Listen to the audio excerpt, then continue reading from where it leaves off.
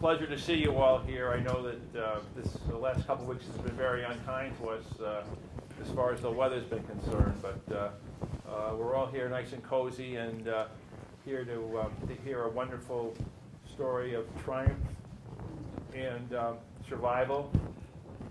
And before the program begins, I want to give a little introduction to what this program is about for those of you who do not know, especially the young people.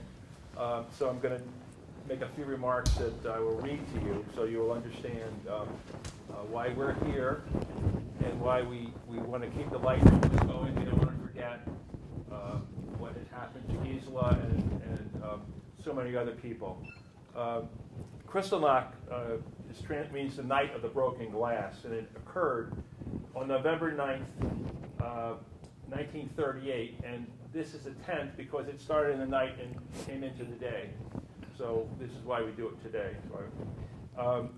It all started 5 years ago in this program with a visit from my good friends Phyllis and Cy Lappin and Celeste LeWitt. When the idea of the Krystallnacht program here at Farmington was first discussed.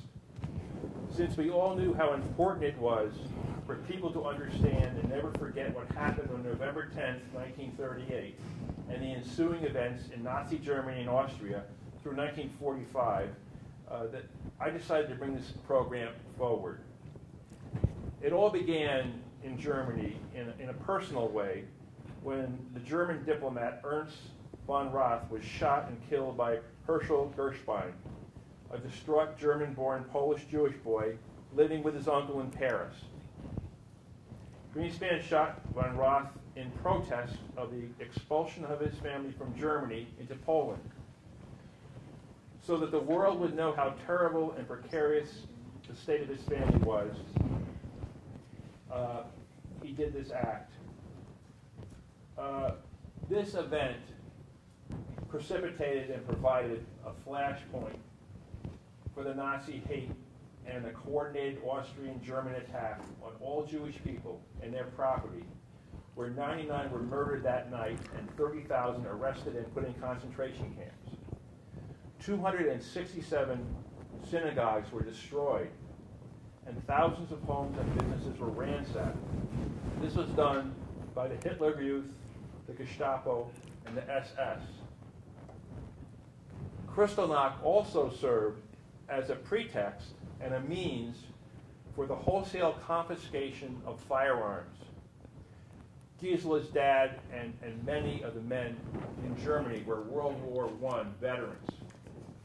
And they felt that this guy Hitler would be gone in a few years because it's like any political thing. They had no idea of the future that attended them. So without leaving them without any personal protection. Now these are things that must not be forgotten so that they will never ever happen again. And in that light, I don't want to forget my good friends Cy Lappin and Celeste LeWitt, who helped me so much in these programs and who have now crossed the river. Please, one moment of silence for our good friends Celeste and Cy.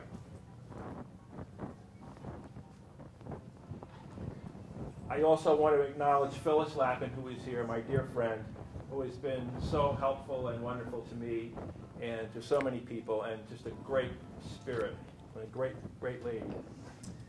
Also, I want to thank Bob Fishman and Tracy Knight for their valued assistance in the program. I am now so honored to introduce our most distinguished guest, Gisela Adamski, who will tell her story of survival during the Holocaust.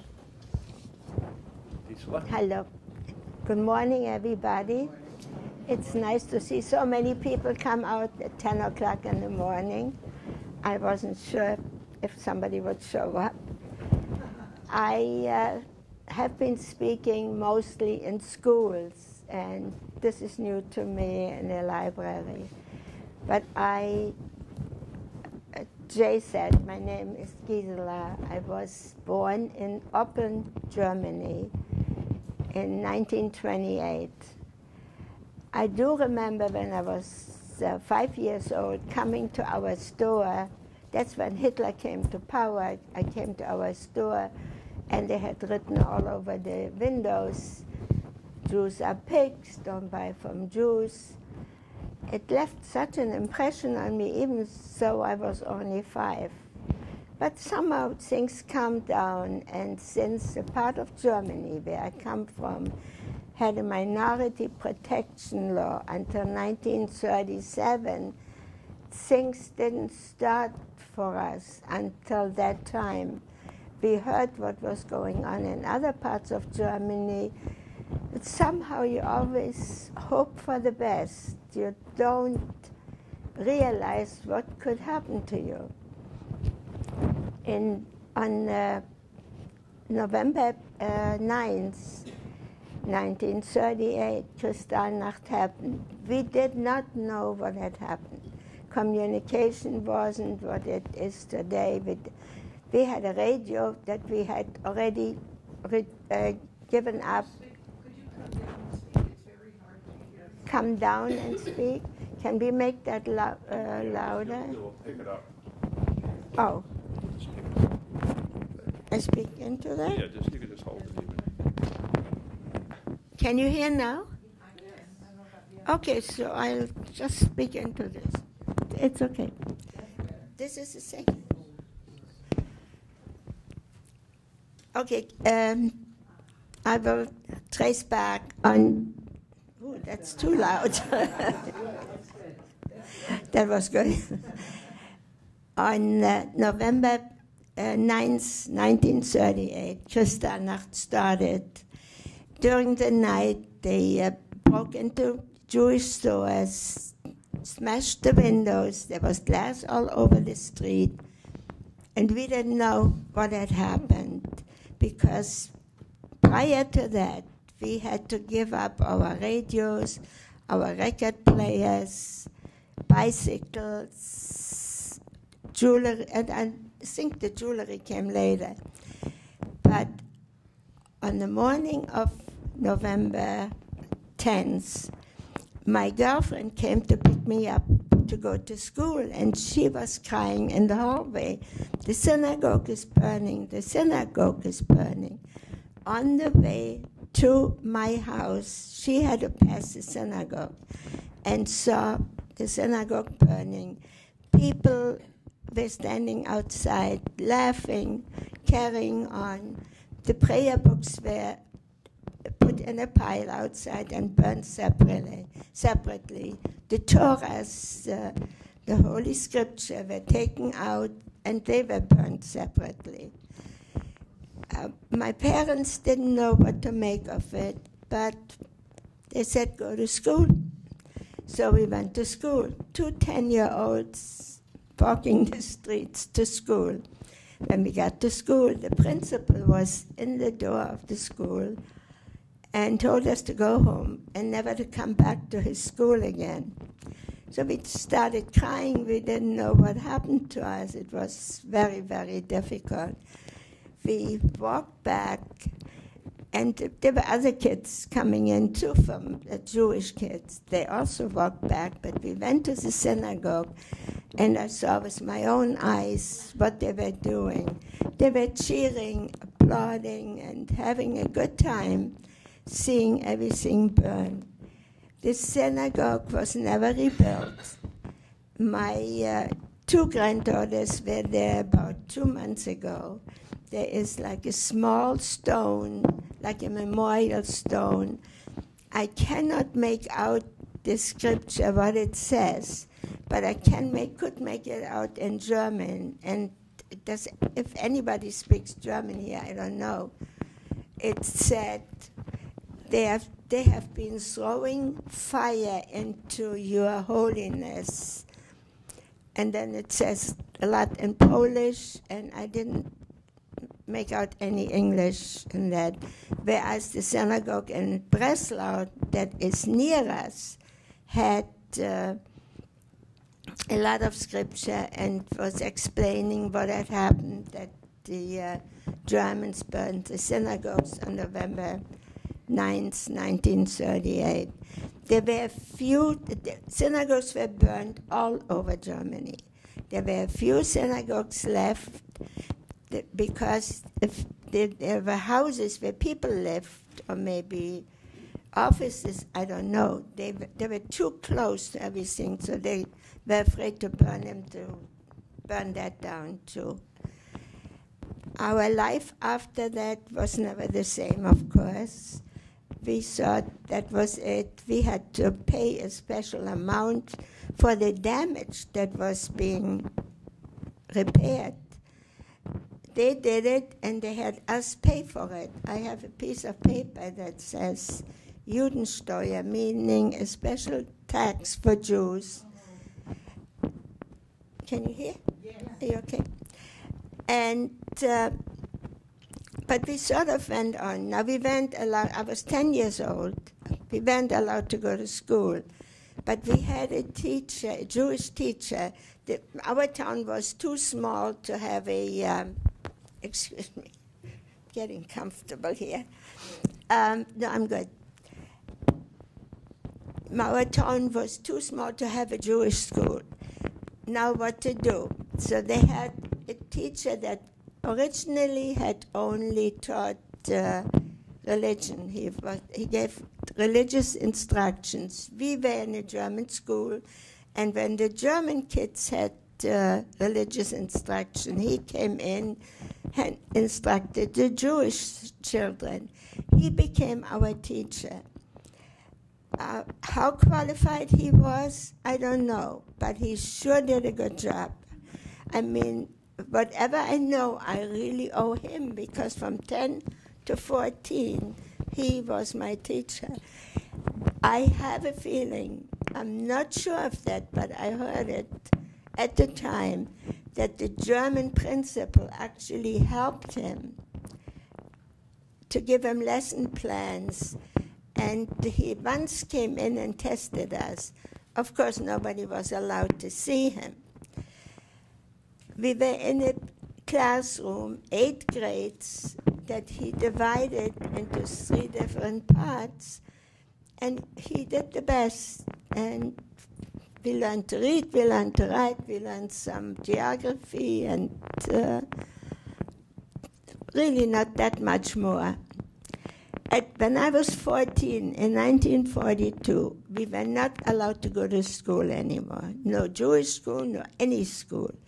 The kids that were 8 or 9 were out of luck. I was 14, so I had finished public school. Now I had to go to work.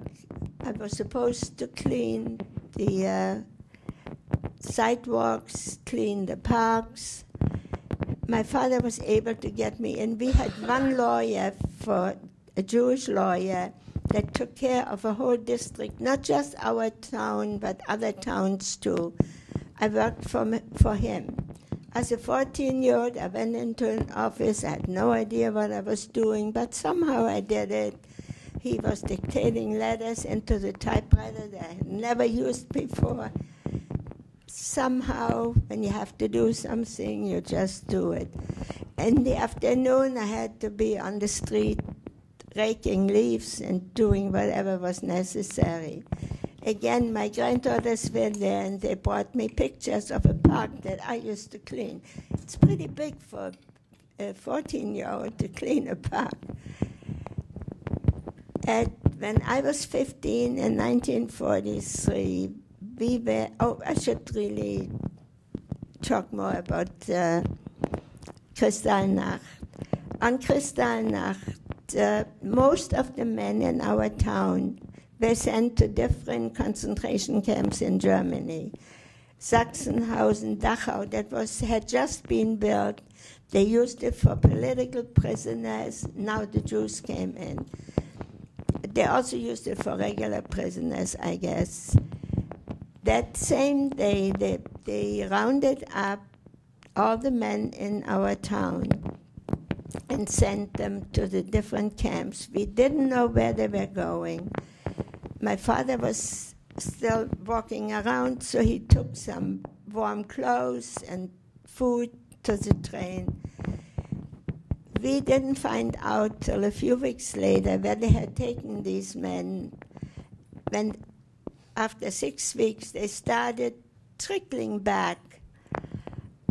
They looked like corpses. They had been, in that short time, they had been beaten, they weren't fed properly, and everybody tried to get out of Germany. Somehow nobody wanted us. Israel wasn't Israel yet. It was Palestine, and they didn't let the Jews in because there was a mandate. You could bring so many Jews in and no more. We tried to go to Madagascar, and that fell through. We tried to go to Cuba, and that fell through. There were a few Latin American countries that I do not remember, but my father was constantly traveling to Berlin to the different consulates to try to get us out. And he finally got some papers for Shanghai in China. And last minute decided not to go there because my mother was ill, and he was afraid she may not make the voyage and also wouldn't be able to survive the conditions there. Little did we know that the conditions we were supposed to go into were a lot worse than Shanghai was. In April 1943, we were called into a transport. We were the last Jews in our town. There were about less than 20. And we were told we can take a certain amount of luggage. I think it may have been 40 pounds, and food, whatever.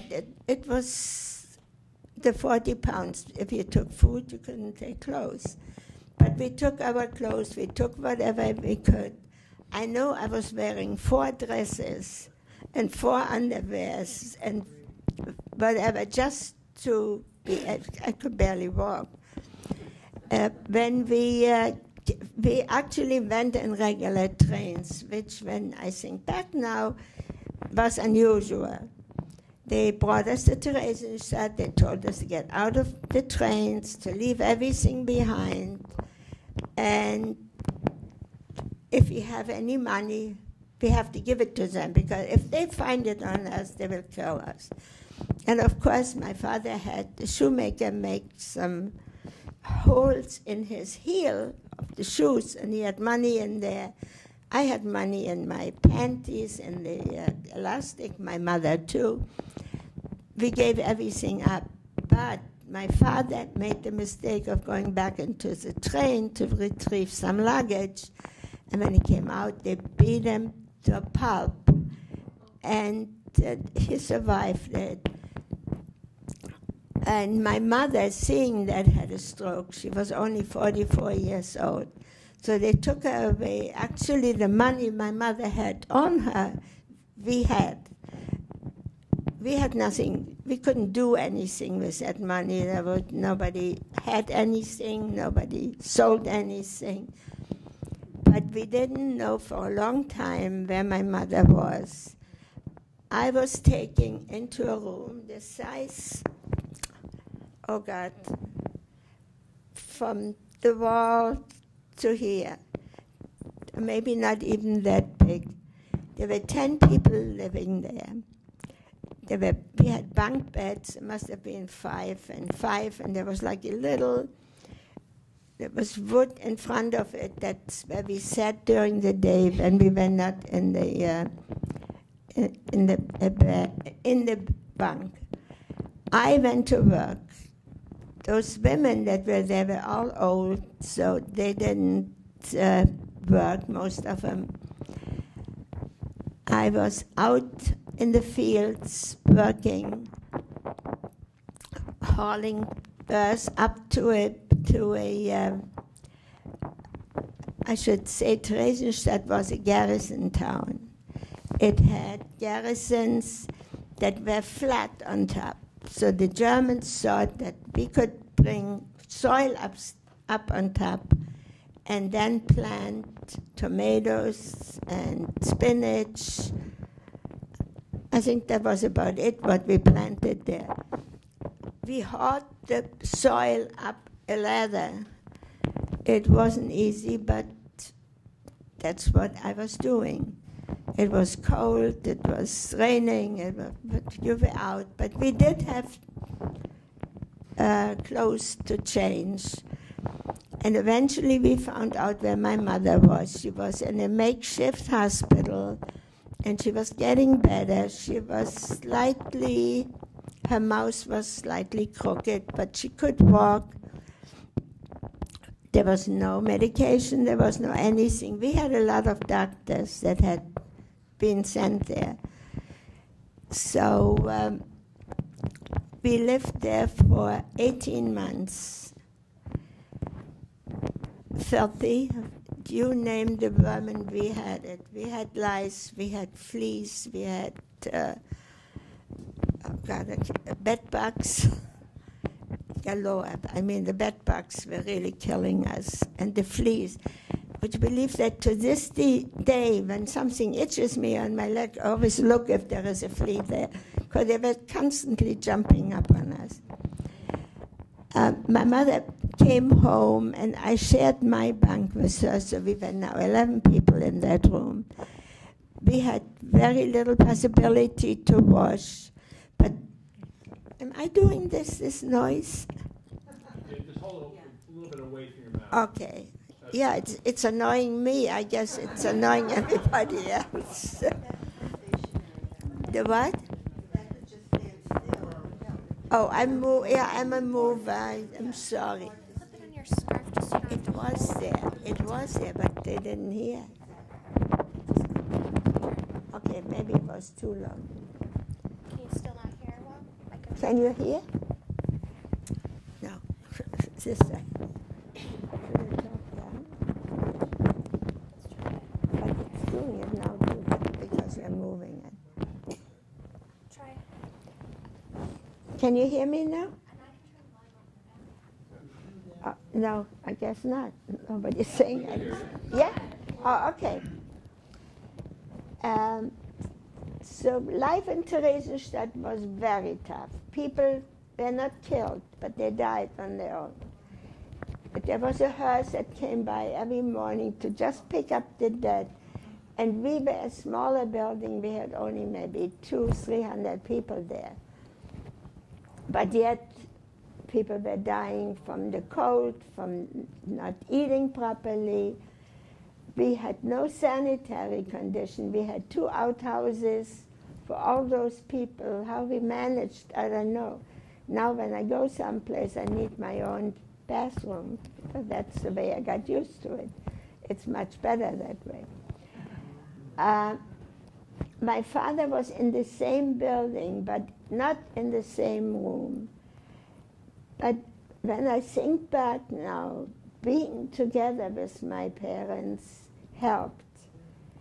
You can overcome a lot if you're with your loved ones, if you have somebody, sister, brother. I was an only child, but I had my parents.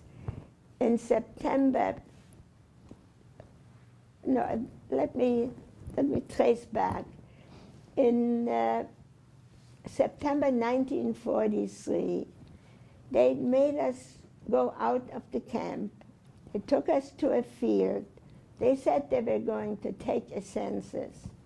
We were standing there all day. We were not allowed to sit down. The ground was muddy anyhow. But, you know, when you're that tired, you don't care. And my mother was sick. We were standing there for a good 20 hours. People were fainting. People were dying. They didn't let us move. We heard planes overhead, and we thought for sure they're going to bomb us. They didn't. Like 11, 12 o'clock at night, they told us to go back into the camp. So we went back into Theresienstadt. Another thing was that I will never forget, they brought some children in.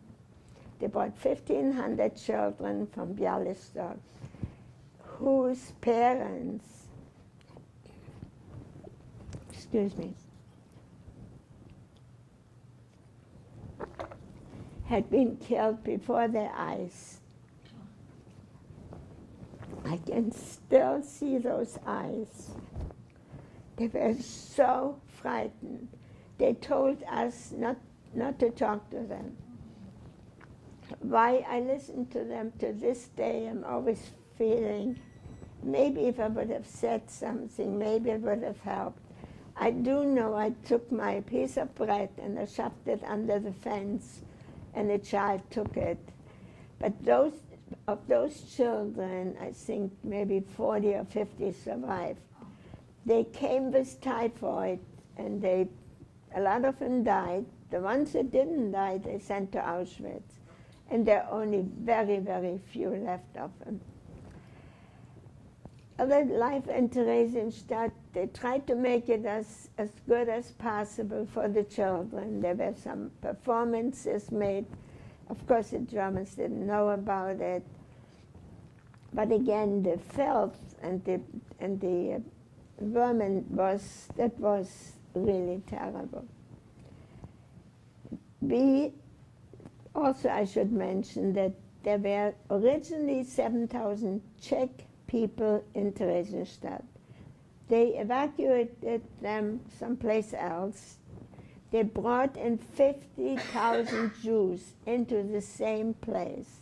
So you can just imagine how we were one on top of the other. In September 1944, 17 months after we had arrived, they took my father into a transport and told us that he was going to Hamburg to build up Hamburg because it had been bombed. Hamburg is a city in Germany, and we believed it. Why? I don't know. A month later, I was caught into a transport, but I felt terrible because my mother was in the hospital and she was not. But, you know, when you're being caught, you go, and somehow they told me that they had made a mistake, that I had a stamp that I'm supposed to stay in the ghetto, that I wasn't going to be deported. I was glad, but a few weeks later, they took all the sick people from the hospital and they had to go to Auschwitz. Again, we didn't know where we were going. We had heard of Auschwitz, but we didn't think we were going. People always believe the best. They try, in a bad situation, you hope, you get optimistic that maybe it won't be as bad as people make it out to be, because maybe it's rumors, whatever. When I heard my mother was going, I went to the what they called the Judenälteste. It was a Jewish person that was in charge of us. I mean, the Germans were in charge of it, but that was the one that they told to do whatever was supposed to be done. And he said to me, "You don't want to go?" I said, "Yeah, I have to go. I have to go with my mother." My father, when he left, he said, "Take care of your mother." So that's what I wanted to do. I convinced him that I needed to go. And he said to me in those words, "You're an idiot. Do you know where you're going?" I said, "Yes." Didn't have any clue. I was 16 years old. But I substituted somebody else I gave him a name to put it in instead of me, and I went to Auschwitz. We were in a cattle car in the most horrid conditions for 2 nights and a day. We arrived in Auschwitz the morning of probably the 20th or 21st of October. And we immediately, I mean, when you got to the ramp in Auschwitz, there was such commotion, such mayhem. Get out, quick, between the Germans and the Jewish couples, the ones they had made in charge of us. So we got out of the trains. Of course, we left everything behind. and lined up. I was right next to my mother, and when we got to Mengele, the doctor that examined everybody, he told her to go left, and she could hardly walk, and he told me to go right. And I tried to follow her, but some SS pulled me back and said, not you. I guess they wanted to be in charge. They killed so many people, so what would one more have, made a difference? I walked on with all the other people, and in the days trying to look if I can see my father, because I thought maybe he was there. They kept men and women separate there. We were taken into a huge room that had benches, and were told to get undressed, that they would give us a shower, to take our clothes, fold it nicely, and then naked move over to another room. The other room, they shaved our hair, and in those days, the end of October 44, they didn't tattoo anymore. So I don't have the tattoo from Auschwitz, but they gave us a number, and somebody sewed it on the piece of rag that they gave me. I got a raggedy coat. It was now the end of October, very cold. And I got a dress, some underwear, and wooden shoes that were way too big for me. I had learned already in another camp, you never say anything. You don't say this is too big. You just take what they give you and keep walking. Now we had the clothes on our arms. We still weren't allowed to get dressed. The SS guys were smirking. I was 16. I was embarrassed. Everybody was embarrassed. But looking at the other people, everybody looked like a boy because no hair. They told us eventually to go into another room. Again, there was an inspection. I followed some girl ahead of me. Again, somebody pulled me back, not you. That was a gas chamber. I saw it. It had the shower caps and everything. I put on the clothes, and I was there 6 days. In those 6 days, they did not assign any barrack to us. We were 1,000 people when we got there. We didn't have a barrack. We didn't have where to sleep, of course. We didn't have where to sit. We sat on, when we were allowed to sit down, we sat on our feet. We could go to the bathroom only when they told us we can go. And then you had to stand on line. They had some latrines. Many times you didn't have time because you had to go back. Then they had us in and out of that room. The room was boiling hot because there were so many people, and we could only stand, or when we sat down, excuse me, we sat down on our own legs because there was no space. And that went on back and forth. I guess that they did to see how sturdy we were. It paid for them to put us on the train and send us to Germany. On the 6th day, we only got one meal there. We got one bowl of soup, and everybody was trying to fish something out of it, whatever was in there, I don't remember. But we had to share that one bowl of soup, 6 hungry people. Eventually, they put us on a train. They did give us a piece of bread and some salami. Now I can still see the salami in front of me. It was so red and so putrid looking that I thought that, I don't know why, I thought they made it from people. They probably didn't. Whatever it was, I didn't, as hungry as I was, I didn't eat it. We went now in a regular train to Germany. We passed my hometown. I could see it, and I thought to myself, my God, the difference the year and a half made from when I went on that train, and now I came back. Of course, they didn't open the train. We went into Germany to a place called Krystallnacht.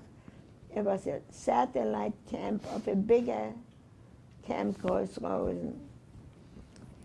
And this time we were assigned beds. It was a converted pigsty. But they put some bunks in. There was straw on the bed, and I finally started crying. I remember sitting in a corner, excuse me, crying, and two girls came by. They were sisters, and they said, "You're all alone, why don't you come and stay with us there on the upper bunk, and we will be sleeping, 3 people on 2 bunks. This way we have 3 blankets, and we'll keep warm." And that's what we did throughout that stay in that camp. In that camp, we were taken out early in the morning, taken to work, and we were digging ditches for a defense line against the Russians. It was very, very hard work, but I guess in a way it saved us from freezing to death because we didn't have proper clothes. We didn't have gloves. And I remember the terrible pain I had in my hands. As a matter of fact, these two, the pinkies started to get black. They probably they didn't fall off though, but I have terrible arthritis now. We dug the ditches, and then it got too cold to dig, so they had somebody with an ice pick open the earth so the others could dig. And I was the one that was opening the earth with the ice pick. I always understood what the guards were saying because I was from Germany. We had girls from Holland, from Czechoslovakia, from Poland. Some understood German, some did not. But I was always with one ear up, listening to the Germans. What are they going to say? As a matter of fact, I once said to one, I'm surprised he didn't hit me, that I'm from a town very close to his. And his reply was, "Oh, I thought you were all foreigners." So I guess they told these people, these are foreigners, so it was all right to mistreat them because they were beating us for no good reason. They just walked by with a rifle and into the back. When we marched to work, we were always afraid we were going to get beaten up, so we put some straw from there that we had to sleep on onto the back, but it didn't stay. Some of it fell down. After that was done, we had to go into the woods and carry out trunks, tree trunks, because they had to reinforce the ditches. And like depending on the size of the tree, 2 or 3 girls were carrying a tree on their shoulders. Our shoulders started bleeding because our clothes were so thin, it let it go through, I guess. It was an awful time. The end of January 1945, I'm sorry. They told us to line up in the morning. Oh yeah, forgot to mention that every morning we had to stand on a peel. They counted us, they looked us over. If somebody was sick, they sent them what they called sick pay. But if they were too sick, they shot them and buried them in the woods because we were very close to the woods. That morning they told us to line up, and they asked who had worked in farming. And for one, I didn't say I did, which was good because the girls that stayed behind, they picked about 10, 12 girls and told them to stay behind. The rest of us were marched out of the camp and were told that we were going to another camp. It is now called the Death March. They had death marches all over Germany and Poland because they emptied out the concentration camp. I should say that while we were in that camp, after we left our clothes in Auschwitz, we never changed clothes. We slept in it, we worked in it, we never washed. We must have smelled like a bunch of goats, I don't know. You finally lose your sense of smell. Actually, I lost it forever. I can't smell. It was just the feeling not to be able to wash and to change and to work in the wet clothes and sleep in the wet clothes with no fire going. But lucky we were so close together, so we got warmth. 1 minute. We got warmth. I think I did it. Pick it up. Higher. I'm sorry, I'm a mover.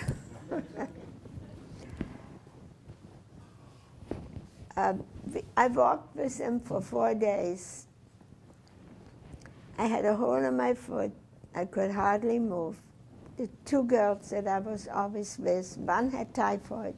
She was deadly sick. The other one was trying to take care of us.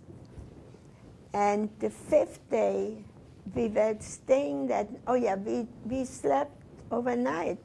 When they finally told us we could rest, we stayed outside, and it was winter time. One time I got so stiff I couldn't get up, and I kept yelling, "I'm dead, I'm dead." And there were others too, because I just couldn't move. It was so very cold. So on the 5th day, when we were lining up to be counted, the Germans were standing in front of us. There was a man to the side of it, and he said to my 2 friends and myself, "Do not go with him. Go hide in a barn," because we were in a farm. "Go hide in the barn and just cover yourself with hay. Don't come out. The Germans aren't really counting. They're making believe. They're afraid for their own life. The Russians are close behind. We could hear them shoot." I was at the time in Upper Silesia, Germany. I wasn't very far from home, just maybe 3-4 hours by car. We did that because one had typhoid, I couldn't walk, and the other one was the one that took care of us. We covered ourselves in hay and stayed that whole night, that particular day and the night. In the morning we came out because we smelled smoke. When they left, they must have known that there were people hiding there. They set the whole place on fire. They had timers going, and the place started to burn. But we came out in time. But who did we see? 42 other girls that also had hidden. So there were 45 of us. So that particular man that day saved 45 people. Who he was, I don't know. He was a Polish man, he was Christian, and he was just very, very nice to us. So now we were hungry, we had no clothes. We decided we were going to go and break into these German apartments and just take whatever. We didn't take anything of value. We just took some warm clothes when we could find it, because they took it with them. And we ate whatever food they had there. Later I found out that a lot of the food was poison. But ours wasn't. I never died from it, and neither did anybody else. But we also had to take care of a lot of the other girls. There was one girl and I, we took an axe banged in the door, went in, got the food, got the clothes, took it back to where the others were, and tried to eat a little something. We had a well for water, but that had frozen, so we had to take snow and melt it and then drink that. Now I found out that from a whole pail of snow, you get about this much water. It's not much. It went on for about 5 days, and then the Russians came in. The Russians came in, they were not very friendly, they didn't care, they were the front soldiers that really had in battle, that thought maybe they thought we were German, but they were not very good to us, and they didn't take care of us, and they didn't do anything. If anything, they raped a few of our girls, and then different Russians came in. One of our girls spoke Russian. She went to the commandant of the town. So he sent a soldier over for a few hours, but then said, look, the war is going on. I can't take care of you guys. Come, we have a field hospital. You can stay there and you can help us. So that's what we did. The ones that could walk went over to the field hospital and worked for the Russians, took care of the soldiers. I was assigned to do the laundry, which wasn't very good. How I had the strength, I don't know. Laundry by hand on a washboard. I don't know if any one of you knows what a washboard looks like. So we stayed with Russians until May.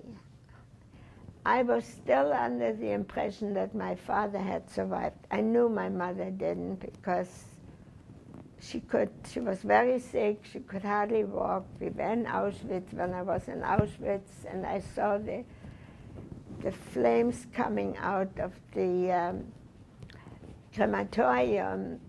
Eventually, I caught on what was going on there. We stayed with the Russian until May 7th or 8th, and I befriended a Jewish Russian. He took me back home by car. How he made out, because he wasn't supposed to use that car for that, he had a few hours to take us home. I hooked up with a girl that was a year younger than I. By now I was 17. I just turned 17. She was 16. She said, could you come with me? She didn't know where to go. She had come from a city, Berlin, and her father wasn't even Jewish. He was a Nazi, but he had divorced her mother. The mother was Jewish, so they ended up in Theresienstadt, and then the mother was killed, and she was in Auschwitz. So the two of us stayed together, and we didn't know what now to do. I went to a friend of my father's that was of Polish descent, living in Germany. My town had a lot of people that were of Polish descent, but they were German citizens, and they had been there for generations. But I guess they still had loyalty to Poland. And they were actually very good to us throughout the whole time. They got us food when we didn't have any. I went there, and a woman came in, and she said that she had worked for my parents, and she took us into her house. We stayed there for a while.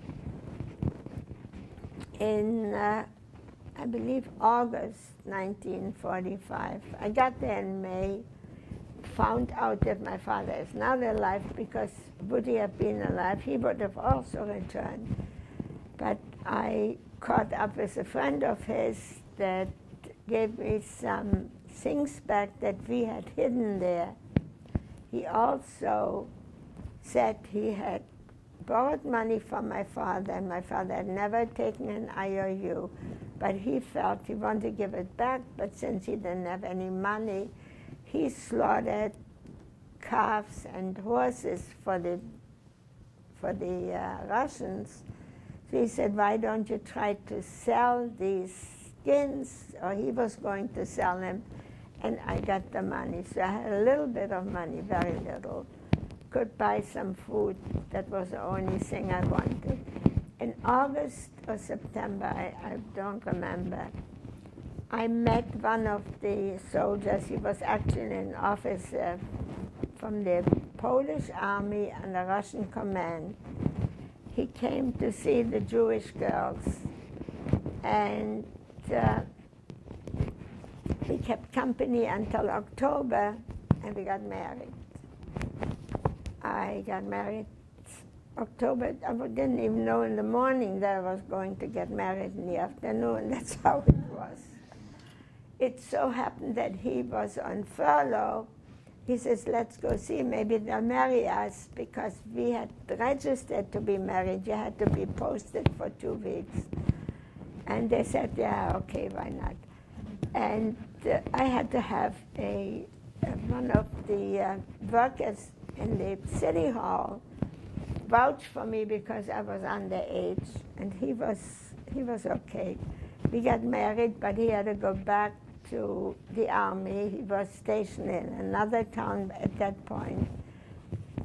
And we made things do. We stayed in my hometown for a year and then moved to Paris, France, because I had relatives there. In Paris, my daughter was born. My daughter is here sitting there. No, right behind you, the blonde, that one.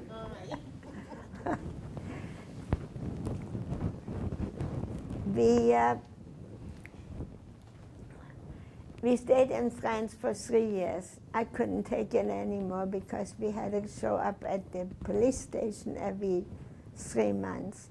And every 3 months I got sick because I was afraid of everything that wore a uniform. I got over it now, but it took many years. Nobody told me, so I never was in therapy. Nobody ever did anything. I got over it. As a matter of fact, I was speaking in a school, and a little boy interrupted, and he says, when you came out, did you ever go into therapy? I said, no, I didn't. He was only like 12. I didn't, but I probably should have. But there was no possibility. We stayed in France until 1949, and in the meantime, Israel had become a country. So we went to Israel. We stayed there for 6.5 years, and in 1956 we came here. So I have been an American citizen since 1961, I believe. And very happy to be here. We had already papers to come here 10 years before, but they closed the quota because my husband was Polish and from what they called behind the Iron Curtain. It was a lot happening, but now we are here, and I just moved to West Hartford a year ago. I was living in Queens, New York, and I like it here, but now I don't like the trees so much. Yeah, because they were good. If you have any questions, I'll be glad to answer them. I think that you have such a great spirit, and you're so strong and wonderful. You're just such an inspiration. Do you feel that that you're telling your story has helped other people? I hope so. I don't want this to happen again. I feel, number one, I have an obligation to the ones that didn't make it, to tell their story, because I don't know what you got out of it, what I was telling you. People think that we should have done something. We couldn't. There was no country that wanted to take us in. There was no way. The people that got out in 33, 34 had foresight. They were okay. They left. But I think if you have, like my father had a business that was going well, and he had been, his ancestors had been in Germany for hundreds of years. He needed something for one of the countries we wanted to go to. So I guess they made a mistake not leaving then. After 38, it was very hard to leave. Nobody wanted us, including the United States, I have to say. Because we have papers from before the war, and the quota was very high, and we couldn't get in. Now people come illegally, and it's okay too. Yes? I missed the part where you met your husband. Can you repeat that? Yeah, I'll tell you the story. My husband was in the Polish army. He was a, what do you call it? Do you remember what his rank was? It doesn't matter what his rank. Yes, he was a lieutenant. And in the Polish army under Russian command, he was driving a tank. And somebody told him that there are Jewish girls, he was Jewish, there are Jewish girls living in an apartment, and he came to visit. But when I looked at him, he didn't look Jewish to me, and he had a uniform on, and I thought, oh no. But I said to him, if you say you're Jewish, I have a Jewish prayer book that the woman that took us in had for some reason. And he read from the prayer book, so he convinced me that he can read Hebrew and that he is Jewish. So we got married and stayed together for 52 years. So he chose you out of all the girls you were living with? No, I was only living with one more. Yeah, by that time we had dispersed. I was just with that one girl that came with me to my hometown because she didn't know where to go.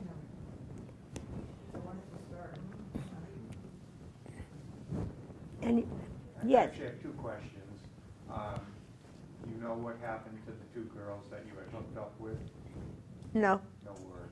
No. I went to a few gatherings. We had a Holocaust survivor gathering in Israel in 1981. We had one in Washington in 83, one in Philadelphia in 85.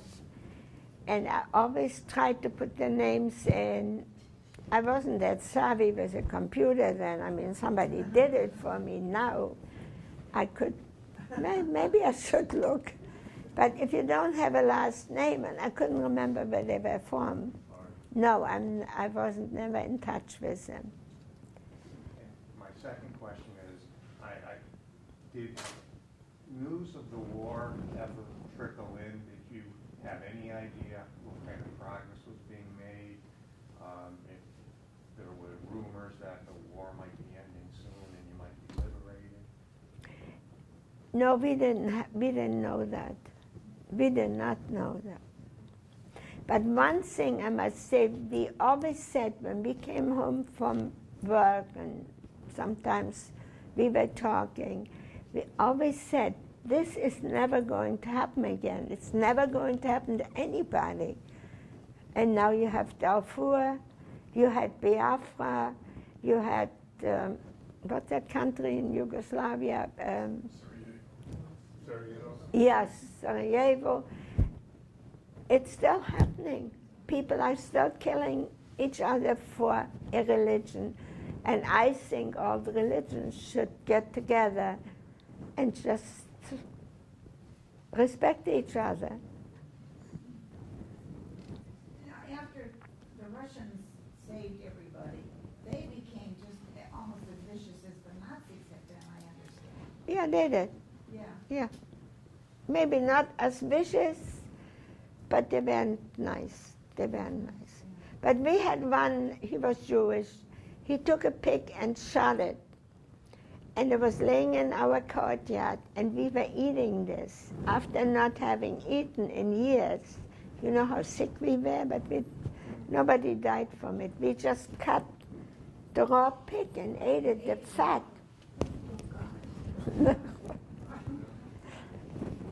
Yes. When they did feed you, what did they feed you? But when we went to the hospital, I remember the first meal had potatoes in it. I love potatoes, and it was very good. There was some meat in there too. But they didn't take care that we shouldn't eat. When the English or the Americans came into camp, they made sure that the food was light, that people wouldn't get sick. If you got something, you got maybe a tiny little piece of chocolate or a little something. But the Russians didn't have much either, I have to say, in their defense. Yes? You said your family was a strength for you. Was your faith also a strength for you in that? And how did that play a role? It wasn't as strange for me. I am a Jew. I am not very religious. I'm sure it has to do with the war. But it wasn't really God that did it, it was man.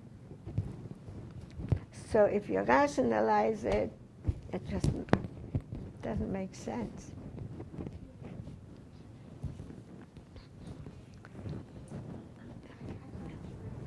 Book that I just read recently, it's on the nonfiction bestseller list called In the Garden of Beasts. Yes. And when we read it, it's the story of William Dodd, who was ambassador to Germany. Right, I read it. Yes. And it was an excellent book about how he became disillusioned with the Nazis. With the Nazis, yeah. Took him a while, though. Yes, he did. Yes, he did.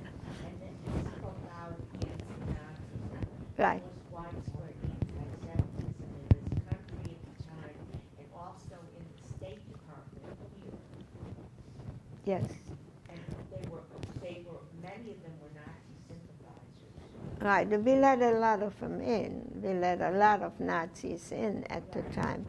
But I guess it was, again, they were working against Russians. That's why it happened. Right. I don't know, did you see that new movie, Nuremberg? It was shown in West Hartford. I didn't go. I thought I'll be, no, neither did I. It was supposedly very good.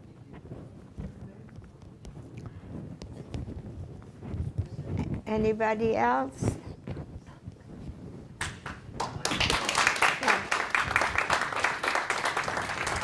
Thank you.